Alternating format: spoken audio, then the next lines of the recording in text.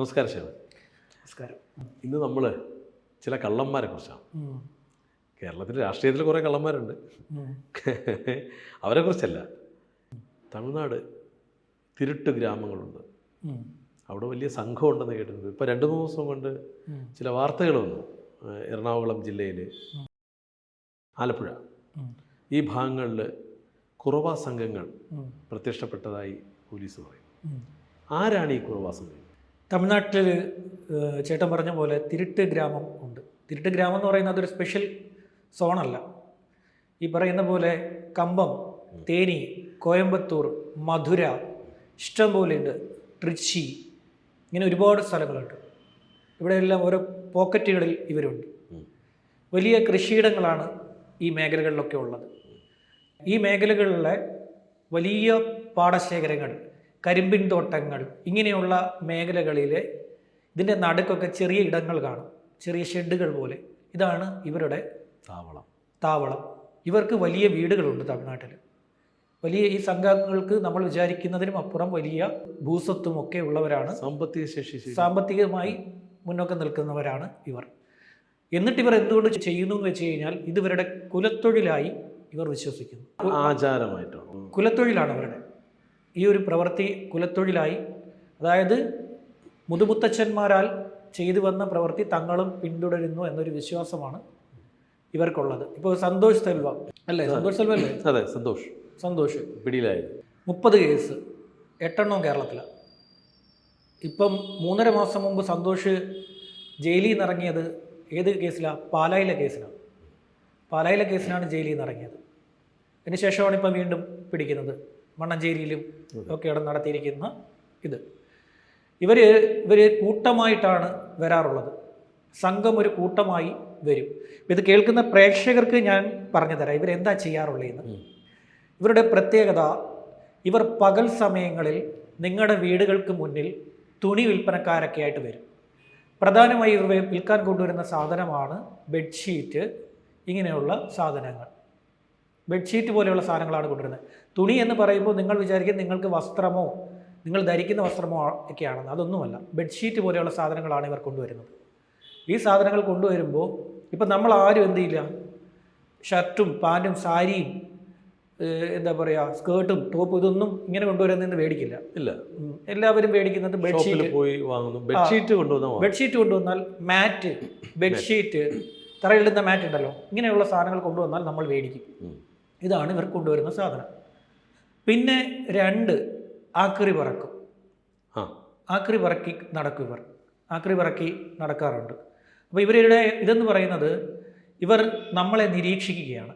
നമ്മളെങ്ങനെ നിരീക്ഷിച്ചുകൊണ്ടേയിരിക്കും, സ്ഥിരമായി നിരീക്ഷിച്ചുകൊണ്ടേയിരിക്കും. നമ്മുടെ ചുറ്റും ഇവർ പല പല ആളുകളായി നമുക്ക് പ്രത്യക്ഷപ്പെടും. തമിഴ് സിനിമ ഡോറ കണ്ടു നോക്കിക്കഴിഞ്ഞാൽ ഏകദേശം ഇവരുടെ ഒരു സ്വഭാവം നമുക്ക് മനസ്സിലാവും. ഏകദേശം ഇവർ ഇങ്ങേയറ്റം താഴേക്കിടയിൽ വളരെ സാധാരണ രീതിയിലുള്ള മോഷണവും നടത്തും, എതിർത്താൽ അങ്ങേയറ്റം ഒരു കൊലയും നടത്തും. സാധാരണ ഇങ്ങേയറ്റം ഒരു സാധാരണ മോഷണം എന്ന് വെച്ചാൽ ഉറങ്ങിക്കിടക്കുന്ന ആളുകൾ ഉറങ്ങിക്കിടക്കുമ്പോൾ വീടിനുള്ളിൽ കടന്ന് അവർ പോലും അറിയാതെ അവരുടെ ഉറക്കം പോലും, അവർക്ക് ഉറക്കത്തിന് ഭംഗം വരാത്ത രീതിയിൽ മോഷണം നടത്തി മടങ്ങിപ്പോകും. പക്ഷേ എതിർത്താൽ ഭീഷണിപ്പെടുത്തും. അതിനുമപ്പുറം അവരെ ആക്രമിക്കാൻ ശ്രമിച്ചാൽ പ്രത്യാക്രമണം ഉണ്ടാകും.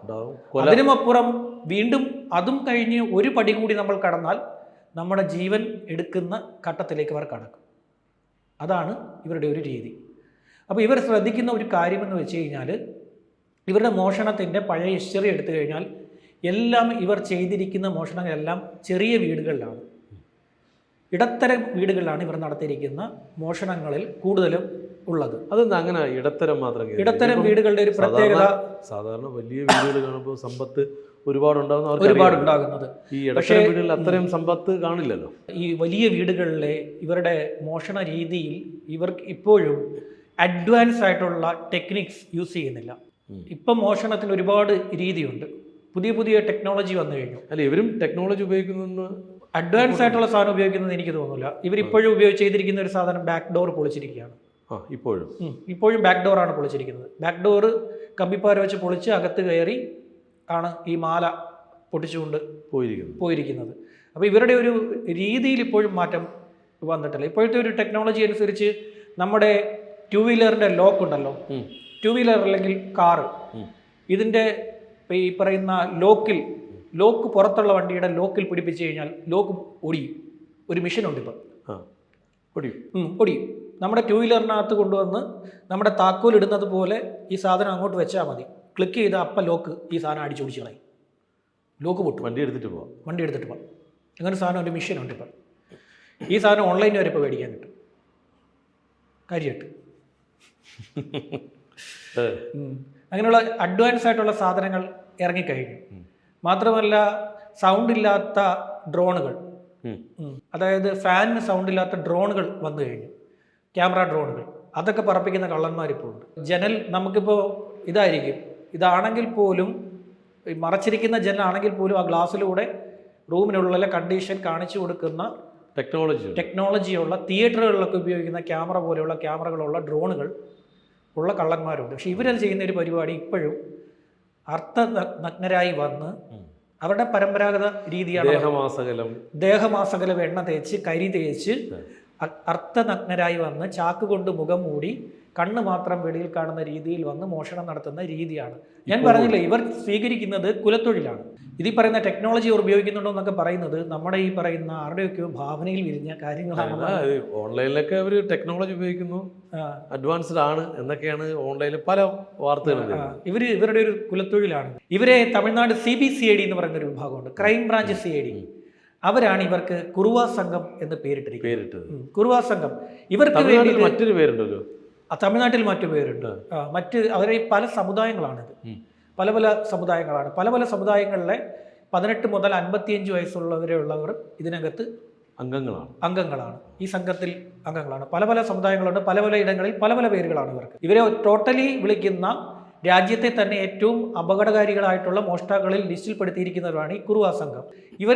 ഇവരുടെ ഈ മോഷണ രീതിയിൽ നിന്ന് മാറ്റാൻ വേണ്ടി CBCID അവിടെ ഒരു പ്രത്യേക പദ്ധതി ആരംഭിച്ചിരുന്നു. ഒരു പ്രത്യേക പദ്ധതി, ഇവരിലെ ചെറുപ്പക്കാരെ, വളർന്നു വരുന്ന ചെറുപ്പക്കാരെ കണ്ടുപിടിക്കുക, അവരെ വിദ്യാഭ്യാസത്തിലേക്ക് നയിക്കുക, സ്വയം തൊഴിൽ കണ്ടെത്തുന്നതിന് വേണ്ടി സർക്കാരിൽ നിന്നുള്ള സാമ്പത്തിക സഹായം കൊടുക്കുക. ഇത് ആര് ചെയ്തതെന്നറിയോ? ജയലളിത ചെയ്തതാണ്. അപ്പോൾ കാലം എത്ര മുമ്പാ? ഇന്നൊന്നിലും തുടങ്ങിയ പരിപാടിയല്ലത്. ആദ്യ ജയലളിത സർക്കാർ ഇരിക്കുമ്പം ചെയ്ത നടപടിയാണ് ഈ പറയുന്ന സാധനം. ഇവരെ കണ്ടെത്തുക, ഇവരുടെ ചെറുപ്പക്കാർക്ക് സ്വയം തൊഴിൽ കണ്ടെത്തുക. അതായത് ഛത്തീസ്ഗഡിലെയും ജാർഖണ്ഡിലെയും ഒക്കെ മാവോയിസ്റ്റ് ഏരിയകളിൽ അവിടെയുള്ള ചെറുപ്പക്കാരെ കണ്ടെത്തി നമ്മുടെ CRPFന്റെ കോബ്ര ബറ്റാലിയൻ, CRPFന് കോബ്ര എന്ന് പറയുന്ന ഒരു വിഭാഗമുണ്ട്. അവർ ഇവരെ കണ്ടെത്തി അവരുടെ റിപ്പോർട്ട് പ്രകാരം, അവരുടെ മേൽ ഓഫീസറുടെ റിപ്പോർട്ട് പ്രകാരം നമ്മുടെ കേന്ദ്ര സർക്കാർ അവിടുത്തെ ചെറുപ്പക്കാർക്ക് സ്വയം തൊഴിൽ കണ്ടെത്താനും അതിലെ കുട്ടികൾക്ക് പഠിക്കാനും ഒക്കെയുള്ള അവസരം ഒരുക്കി കൊടുക്കുന്നുണ്ട്. അതായത് മാവോയിസ്റ്റുകളുടെ കയ്യിൽ പെടാതിരിക്കാൻ വേണ്ടി, ജീവിത നിലവാരം ഉയർത്തി കൊണ്ടുവരാൻ വേണ്ടി കോബ്ര ബറ്റാലിയൻ അവിടെ നിരന്തരം ശ്രമിച്ചുകൊണ്ടിരിക്കുകയാണ്. അതുപോലെ തമിഴ്നാട് CBCID ചെയ്തുകൊണ്ടിരിക്കുന്ന ഒരു പരിപാടിയാണ്. ജയലളിതയുടെ കാലത്താണ് ഇത് തുടക്കമായത്. ഇപ്പോഴ് ഭരിക്കുന്ന ഭരണവർഗം, അതായത് ഈ സ്റ്റാലിനിലേക്ക് കണ്ടിന്യൂ ചെയ്യുന്നുണ്ട്. ഇവർക്ക് ശക്തമായിട്ടുള്ള ഫിറ്റ്നസ് ട്രെയിനിങ് ഉണ്ട്. അതിശക്തമായ ഫിറ്റ്നസ് ട്രെയിനിങ് ഉണ്ട്. അതായത് ഈ തൂണുകളിൽ പിടിച്ച് മുകളിൽ കയറാനുള്ള ശേഷിയുണ്ട്. അതായത് ഒരു ഗ്രിപ്പും ഇല്ലാത്ത സ്ഥലത്ത് അല്ലേ പിടിച്ചു കയറാനുള്ള, അതായത് ചെറിയൊരു പിടുത്തം മതി. അതായത് ഒരു തൂണിൻ്റെ ചെറിയൊരു ഭാഗത്ത് ഒരു ചെറിയ പൊട്ടലുണ്ടെന്ന് വെച്ചോ, അതിൽ ഒരു കൈ കൊണ്ട് മാന്തി കയറാനുള്ള ശേഷിയുണ്ട് ഇവർക്കുണ്ട്. അത് ഫിറ്റ്നസ് ട്രെയിനിങ് ആണ്. അതാണ് ഇവരുടെ കയ്യിലുള്ള ഒരു സാധനം. ഈ പറയുന്ന ഒരു വീടിന് മുകളിലേക്ക് കയറുവാൻ അവർക്ക് അധിക നിമിഷം വേണ്ട. ഒരു പിടുത്തം, ചെറിയൊരു പിടുത്തം കിട്ടിയാൽ മതി. ഉടുമ്പ് പിടിക്കുന്ന എന്ന് പറയില്ലേ, ഉടുമ്പ് പിടിക്കുന്നത് പോലെ ഇതിൽ പിടിച്ച് ഇവർ കയറിക്കളയും. ഈ സംഘത്തിന് തലവനുണ്ടോ? ഉണ്ടോ? ഓരോ കൂട്ടത്തിനും ഓരോ തലവന്മാരാണ്. ഇപ്പോൾ സന്തോഷിൻ്റെ കൂടെ പിടിച്ചിരിക്കുന്ന മണികണ്ഠൻ എന്ന് പറയുന്നത് കൊല്ലം ജില്ലയിലെ പുനലൂർ സ്വദേശിയാണ്. മണികണ്ഠനെ ഇതുവരെ അറസ്റ്റ് രേഖപ്പെടുത്തില്ല. പുനലൂർ വെച്ചാണ് മണികണ്ഠനെ പരിചയപ്പെടുകയും മണികണ്ഠനുമായി അയാൾ എറണാകുളത്ത് താമസമാവുകയും ചെയ്തത്. ഇവർ മോഷണം നടത്തുന്നതിന് ഏതാണ്ട് 50 ദിവസം മുമ്പ് തന്നെ താവളം മാറ്റി. പിന്നെ പ്രധാനമായിട്ടും റെയിൽവേ സ്റ്റേഷന്റെ പരിസരത്താണ് ഇവർ താമസിക്കാറുള്ളത്. ഇവർ ലക്ഷ്യം വെക്കുന്ന വീടുകൾ റെയിൽവേ സ്റ്റേഷൻ അടുത്ത് തന്നെ. അതായത് മോഷണം നടത്തിയാൽ മോഷണം മുതൽ തമിഴ്നാട്ടിലേക്ക് കടത്തണം. അതിനു വേണ്ടിയാണ് ട്രെയിൻ മാർഗമാണ് ട്രെയിനിൽ കയറ്റിയും വിടും. റെയിൽവേ പോലീസ് ഒന്നും ഇതിന് കൂടുതലായിട്ട് അന്വേഷണം അല്ലെങ്കിൽ മോഷ്ടിക്കുന്ന ആളല്ല കൊണ്ടുപോകുന്നത്, മോഷ്ടിക്കുന്ന ആളല്ല കൊണ്ടുപോകുന്നത്. ഇവിടെ റെയിൽവേയിൽ എന്തൊക്കെയോ കാര്യങ്ങൾ നടക്കുന്നത്. ആന്ധ്രയിൽ നിന്ന് ഇവിടെ കഞ്ചാവ് വരുന്നുണ്ട്. അതൊന്നും ഒരു എനിക്ക് തോന്നുന്ന ഒരു സെർച്ചോ അങ്ങനെയുള്ള കാര്യങ്ങളൊക്കെ നടത്തി ലോക്കൽ ട്രെയിനിൻ്റെ വാതിലിൽ ഭിക്ഷക്കാരെ പോലെയും മാനസിക അസ്വാസ്ഥ്യമുള്ളവരെ പോലെയും ഇരിക്കുന്നവരുടെ ചാക്ക് പരിശോധിക്കാറുണ്ട്. അവരൊക്കെ വഴിയാണ് ഇത് കടത്തിക്കൊണ്ടിരിക്കുന്നത്. ലോക്കൽ ട്രെയിനിൻ്റെ അറിയാം, വാതിൽ ശ്രദ്ധിച്ചിട്ടുണ്ടോ?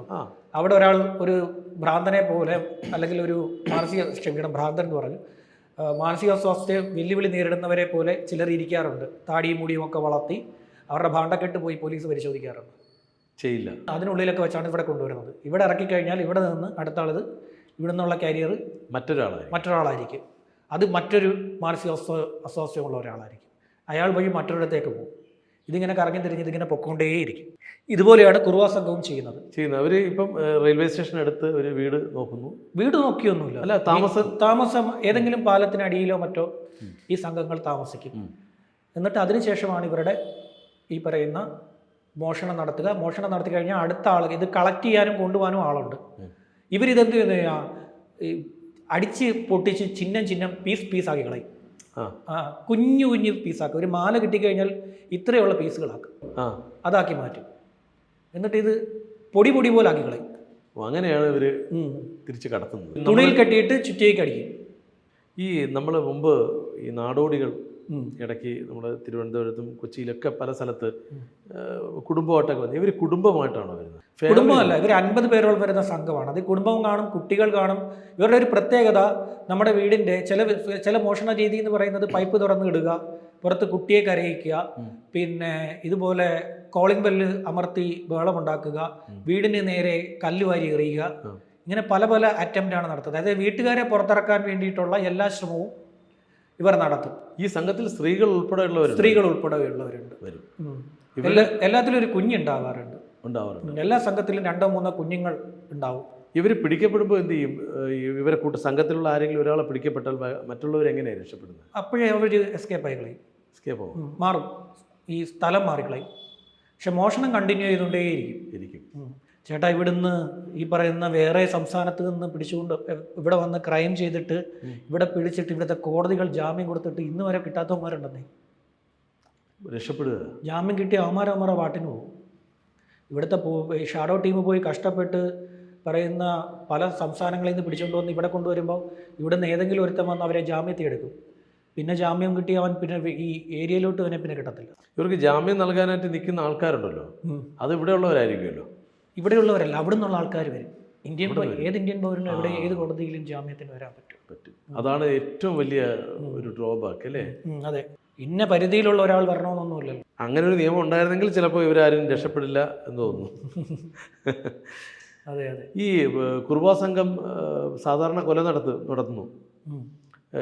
ഈ തലയ്ക്ക് അടിച്ചാണോ, എങ്ങനെയാണ് ഇവരുടെ ഈ അറ്റംപ്റ്റ് ഏത് രീതിയിലും നടത്തും? അവർക്ക് രക്ഷപ്പെടാനുള്ളത് അവരെങ്ങനെയും നടത്തും. വീശുന്ന വീശക്കത്തിന് ചിലപ്പോൾ കഴുത്തായിരിക്കും, മൂക്കായിരിക്കും. നമുക്ക് മുറിവേൽപ്പിക്കുക, നമ്മുടെ പിടുത്തം പിടിക്കുക എന്നുള്ള അവർ നോക്കുന്നത്.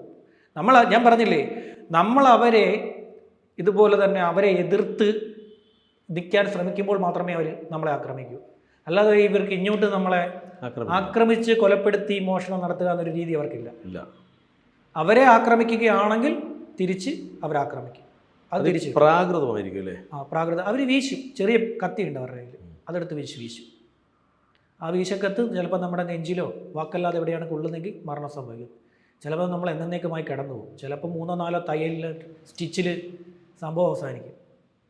മുതൽ പോയാൽ പോട്ടെ, ജീവൻ കിട്ടിയല്ലോ എന്നുള്ള ആശ്വാസത്തിൽ നമ്മൾ ശ്രദ്ധിക്കേണ്ടത് എന്തൊക്കെയാണ്? ഒന്ന്, നമ്മുടെ ഒരു കാരണവശാലും രാത്രിയിൽ അസ്വാഭാവികമായിട്ടുള്ള ശബ്ദങ്ങൾ കേട്ടാൽ പുറത്തേക്ക് ചാടി ഇറങ്ങി ചെല്ലാതിരിക്കുക.